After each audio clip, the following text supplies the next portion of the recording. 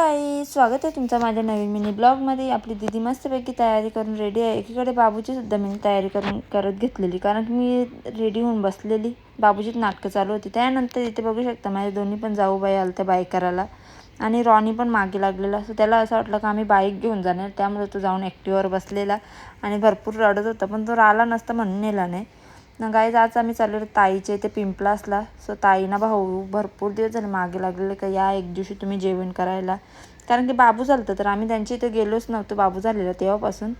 So यावेळी बोलले चला आज तरी जाऊन येऊ ना। गेल्या गेल्या बाबूने घेतलेली थंड्यांच्या बॉटल रचायला। सो इथे बघू शकता बाबू आपला कसा खेळत आहे ना। एकीकडे घेतलं चिकन खाण्याकरता। सो ही आहे माझी ताई आणि हे आहेत आमचे भाऊ। सो आम्ही एकीकडे नाश्ता करता करता खूप अशा गप्पा गोष्टी केल्या। त्यानंतर ताईला बाय केलं जेवण वगैरे करून। सो गाईज आमच्या ताईने भरपूर काय डिश बनवलेल्या, पण मलाच काही शूट करायला भेटलं नाही कारण की भरपूर टाईम झाला होता। सो ताई बोलली पहिले जेवण करून घे। सो चला गाईज आजचा मिनी ब्लॉगचा इथेच करते। कमेंट करून नक्की सांगा।